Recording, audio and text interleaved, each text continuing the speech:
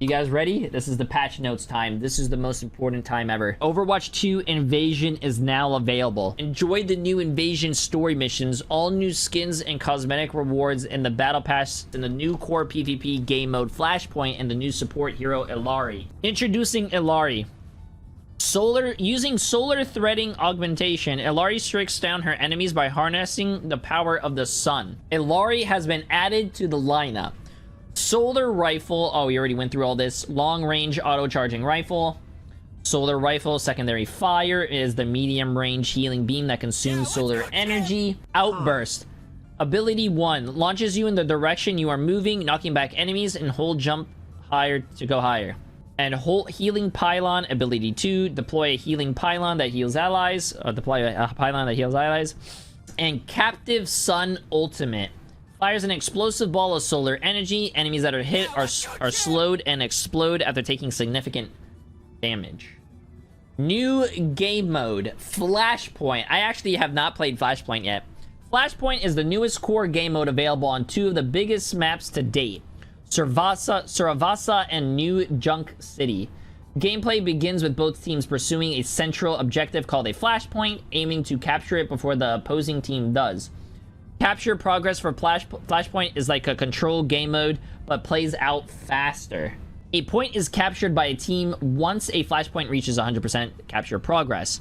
If the Flashpoint is being contested by a member of the opposite team currently not in control, when the capture point progressive reaches 99%, overtime will activate until either team in control can remove all remaining opponents off, or until the contesting team can retake control of the Flashpoint. A point is scored when a Flashpoint is fully captured by a team. However, gameplay continues when a new Flashpoint located somewhere else on the map is activated, and both teams must immediately race to capture it. As additional Flashpoints unlock, the spawn locations of each team will be of generally equal distance to the currently activated Flashpoint. That's pretty cool. The team to be the first to successfully capture 3 of the 5 Flashpoints wins the match. Flashpoint is available now in unranked modes and will be available for comp later in the season. That's actually pretty cool. I prefer it not in the season right away because no one's gonna know what the f to do. So that's good. Invasion story missions. Players who purchase the Invasion bundle from the in-game shop can play in an all-new story mission with their friends or others in queue. These massive co-op experiences will have players face against the invading forces of Null Sector, who have launched an all-out global offensive. Play through all of them and unlock the Overwatch 2 hero Sojourn along with her new Vigilante legendary skin. Oh, that's actually pretty cool. You can unlock a character through PvE, but I think you have to buy it. Yeah, you have to purchase it anyways. Players can access story missions, can be accessed through Winston's desk in the missions card in the play menu, where players can explore the story missions hub and new intel database. Playing missions and completing various goals will unlock lore entries, movies, and never before revealed details about your favorite heroes and characters, and clues about the future of the world of Overwatch. Oh, lore! If there's anyone into lore, you get to unlock a little bit of lore. New limited time event, Kings Row Underworld. Stop Null Sector from taking over the Omnic Underworld in this new co-op event that's free to play for everyone. Wow. Wait a minute. Did I read that? Wait, did I read that right? Wait, free to play for everyone? Wait a minute. Overwatch? Free to play? Event? Reactivate a combat modified TS1 utility bot to aid in liberating endangered Omnics, but be warned, massive amounts of Null Sector forces have occupied Kings Row. And that's not all. A powerful new support unit will be healing the deadly OR14 attack bot in your path. Every week, we'll be adding new challenges and ways to play this new co-op event. Keep checking back. The Kings Row Underworld event runs from August 10th to... Oh, so hey, that's actually pretty cool, bro. Every week it changes. So I feel like they took into consideration the, like, you know, the replayability. That's actually pretty cool. That's actually pretty cool. That's a W. That's a W. Challenges... Wait, added a challenge, making progress, earn 8 progression levels instead of rewarding additional Battle Pass XP. This challenge rewards 150 Overwatch credits to buy items from the hero gallery and count as an Overwatch to earn Overwatch coins when you complete multiple weekly challenges. Weekly Overwatch coins rewards requirements are updated from 4 11 to 4, 9, 12. Added a new set of challenges for the invasion story missions. They can be found under the lifetime tab. Added gold player title rewards to the competitive challenges. Oh, chat, there you guys go. If you guys were in gold, you guys can have title rewards. Yay, gold players. Woo! That's like basically 98% of my chat. On fire. Increased minimum blazing time to 10 seconds. Bro, we get to blaze it a little longer. Oh, bro, I hope you guys love blazing. Added a 3-second cooldown to blazing to prevent the sound effect from playing too frequently. The visual effects for blazing have been enhanced. Oh! Competitive play updates. Top 500 leaderboards. The number of wins required to appear on the top 500 leaderboard has been increased from 25 to 50 for consistency with other competitive game modes. W! That's actually good. I like that. So you can't fucking camp. You have to play more games. Hero updates. Armor health damage reduction is now additive with other sources of damage reduction and has a maximum cap of 50%. Oh, here we go. You guys ready for the first character? Remember, they said they're changing half the fucking roster. Diva.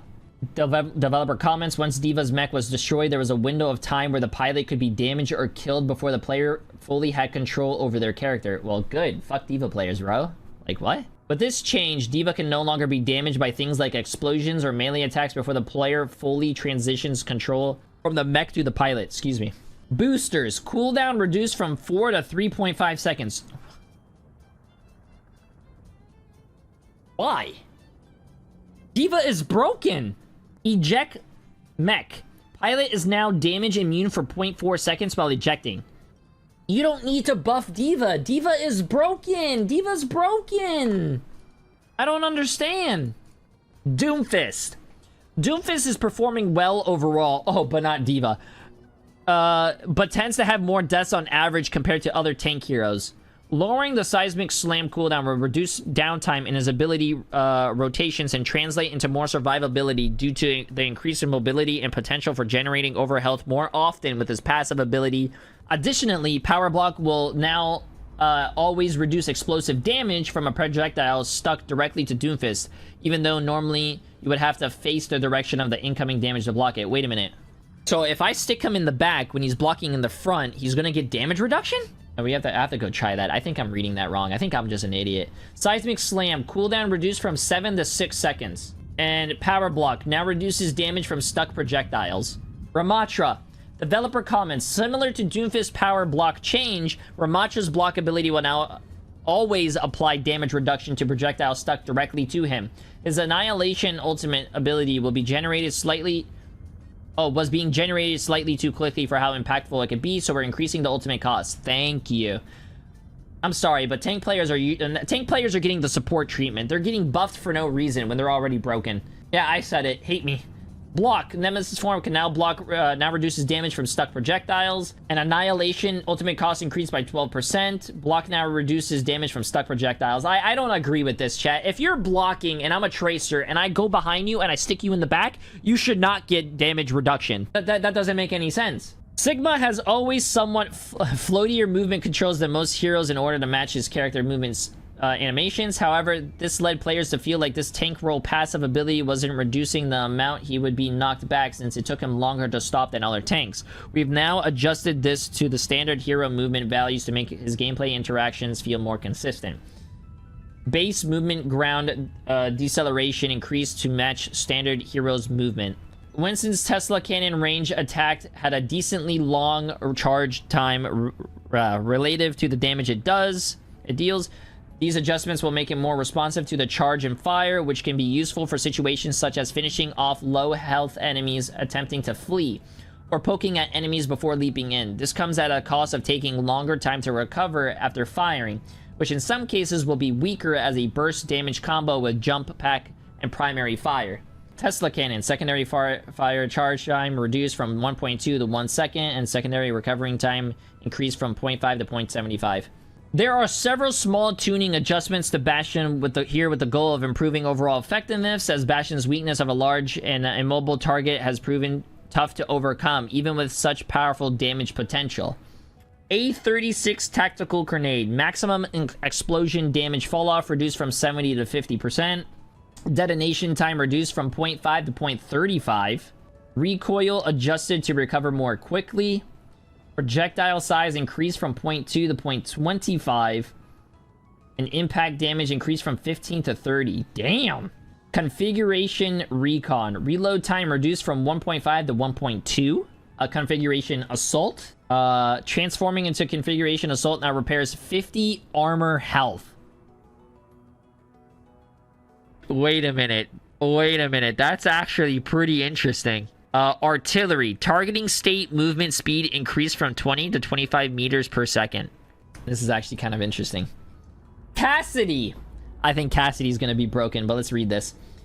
Even with the more powerful and reworked magnetic grenade, Cassidy has still been underperforming. So we are reverting his maximum health back to 225. Having his gun damage fall off reach its full reduction sooner, and restricting the maximum range on the magnetic grenade to help solidify his position as a close to mid-range damage dealer. Base health increased from 200 to 225. Peacekeeper. Damage fall off range rescaled from 25 to 45 meters to 25 to 35 meters. Holy shit. And magnetic grenade. Projectile now has a maximum travel time of 1.5 seconds. And slow amount reduced from 30 to 25%. Oh, I think it's because you can't do lineups with it now. Hanzo. Despite being conceptually strange, this gameplay mechanic felt good and fluid to use as Hanzo. However, it often resulted in frustrating behavior for enemy players that could be alleviated without impacting Hanzo's overall effectiveness too significantly. Arrow drawback progress is no longer preserved while wall climbing. Damn. Soldier 76.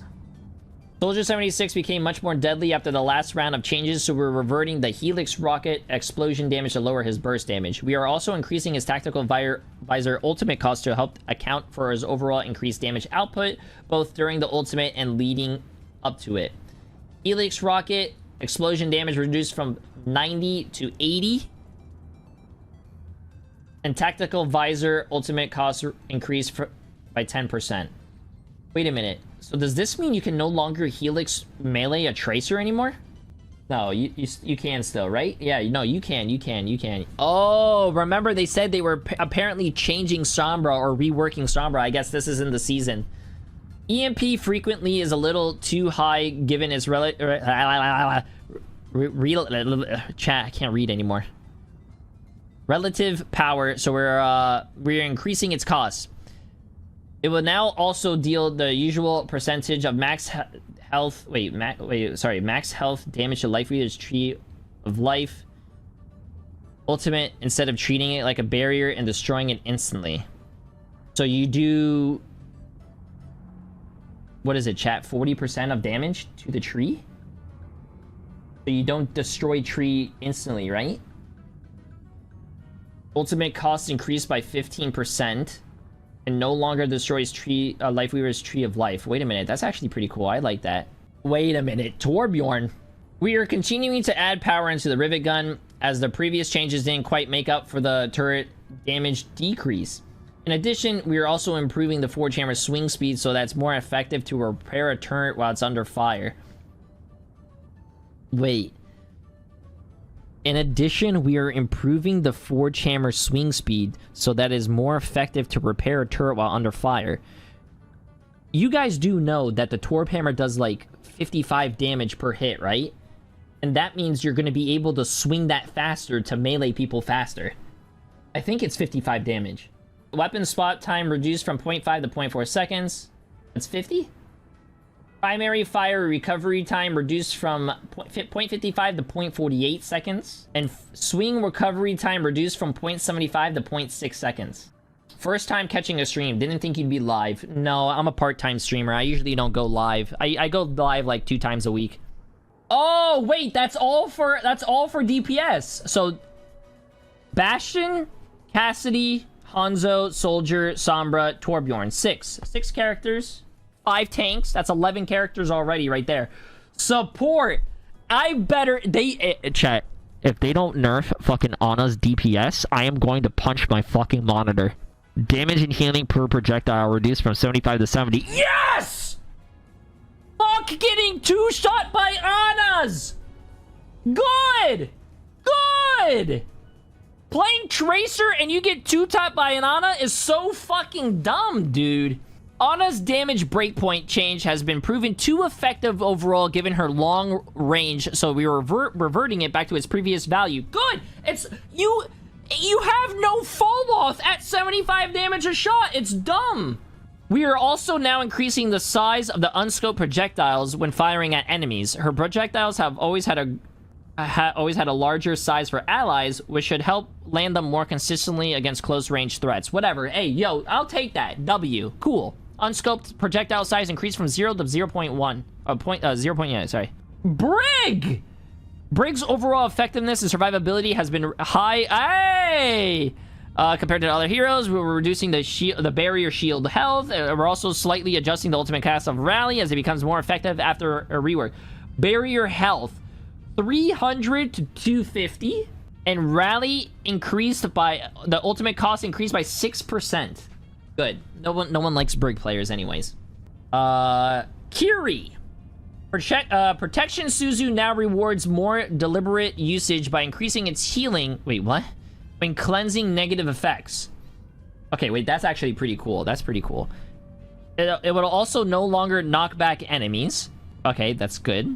As it wasn't particularly important to its overall design, and it was just there to provide feedback for the impact. These kunai changes will make the weapon damage output more consistent and reduce some of the disparity between landing critical hits or not. Wait a minute. I gotta... Kiri deserves to die in this game. I'm sorry. Protection Suzu, no knockback. Healing reduced from 50 to 40. There should no... Protection Suzu should... Whatever. It should not make you invulnerable. That's all I'm gonna say. And now heals for an additional 30 health when cleansing a negative effect. That is cool. That is the whole point of this fucking ability, is to cleanse. And you should be rewarded for cleansing a negative effect, which is, I think, in my opinion, a W. But it should not make you immortal. It should not make you immortal. Cleansing and you getting more healing when you cleanse a negative effect, that's fucking amazing. At least fix her TP bug. No. Kiri mains deserve the burn. Burn. Damage increased from 40 to 45. Wait, what? Recovery time reduced from 0.55 to 0.5 seconds. And critical damage multiplier reduced from 3 to 2.5. Oh, wait a minute. What's the damage? So instead of 40 times 3, which is what, chat? 40 times 3 is what? 120. It does 112.5 damage. That's weird. What's the 0.5? Does it go to 113 and does it round it? It's still 2 shots. It's still basically 2 shots here. What is a fucking 7.5 to 8 damage fucking nerf? That's stupid.